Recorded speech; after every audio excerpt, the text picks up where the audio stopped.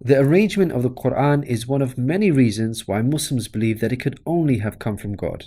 In fact, modern research has discovered a remarkable structure in the Quran known as ring composition.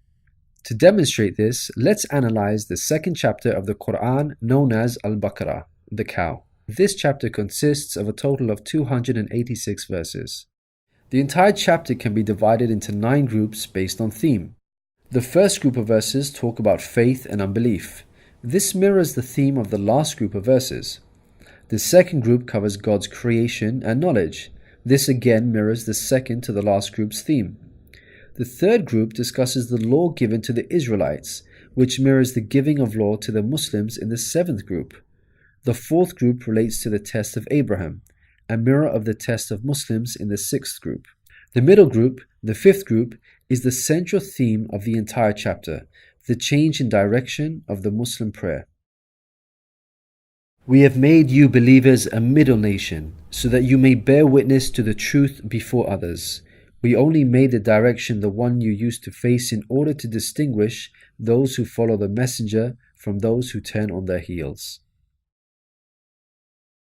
This turning point was the change in direction of the daily prayers from Jerusalem to Mecca, which represented a big test for the believers. We find the mention of this important turning point in exactly the middle of the chapter, the 143rd verse. Moreover, this verse even contains the word middle. Together, these 9 groups form a giant ring composition. As you can see, ring composition is structured as a sort of circle, with the central meaning placed at the center. You can think of it in terms of a mirror. So ring composition is the equivalent of putting a mirror in the middle. What is mentioned in the first half will be reflected in the second half. Things can be taken a step further. If we examine these 9 groups, we find that they each contain sub-ring compositions. So what we have is rings within rings. For example, here is the 8th group with the theme of God's creation and knowledge. We can see that the beginning and the end both have the themes of giving and charity, and the central theme of God's power and knowledge is placed in the middle. Things can be taken further still. This sub-ring contains yet another ring within itself. This is the 255th verse known as Ayat al-Kursi, the verse of the throne. Just like the chapter which contains it, the verse of the throne can be divided into 9 groups based on theme. The first and 9th parts each mention God's personal names. The 2nd and 8th parts both state that God never tires. The 3rd and 7th parts describe that God owns everything in the heavens and the earth. The 4th and 6th parts make it clear that God has total control over us and we are dependent on Him. Notice that the middle of this verse mentions before and after, which could be yet another allusion to the mirroring of ring composition. It's worth highlighting that not only does the verse of the throne contain its own ring composition, but it is also positioned as a sub-ring within 2 larger rings, a concentric ring composition.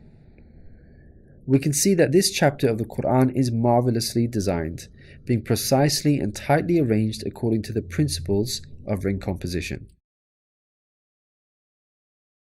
This precision in arrangement is in fact astonishing when we consider the timing of the revelation of these verses. To appreciate this, let's consider the analogy of building construction. Imagine you had the task of building a house.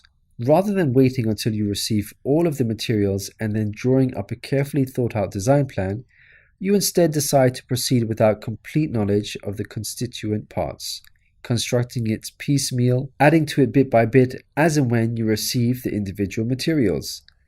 What are the chances that this approach will result in a well-constructed house? Unlike an organized approach where each part is placed in its best possible position according to a design plan, instead you have a situation where it seems each part is placed arbitrarily, depending on the order in which the parts were received.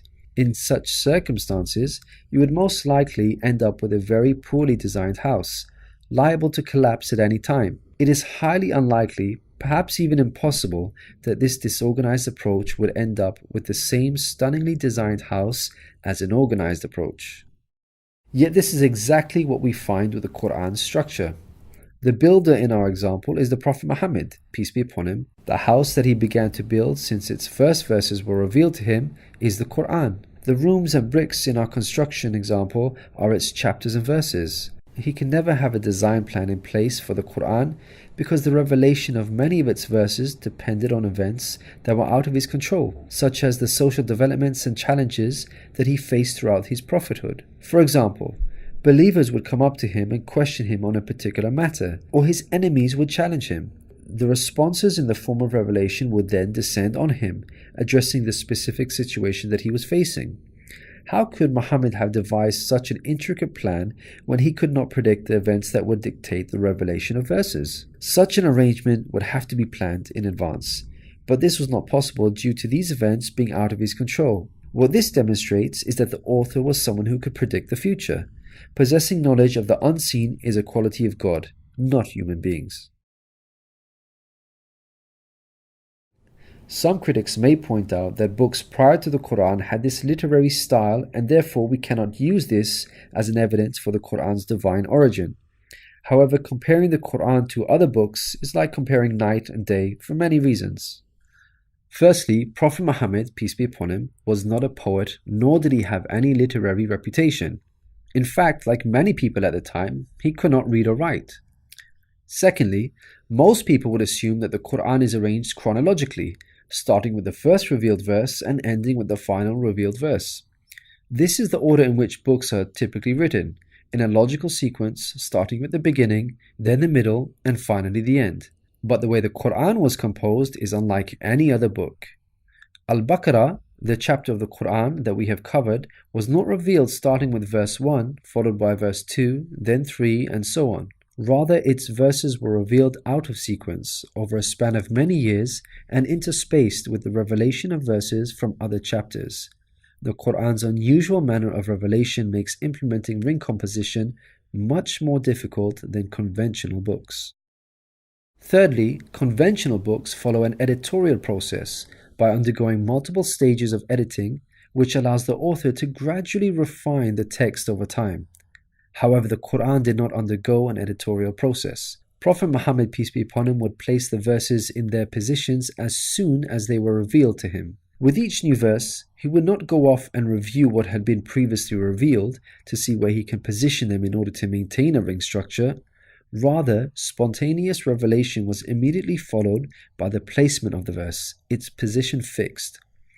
When we look at the history of the Quran's compilation, there is not a single instance of a verse being moved around in order to make it fit a ring composition.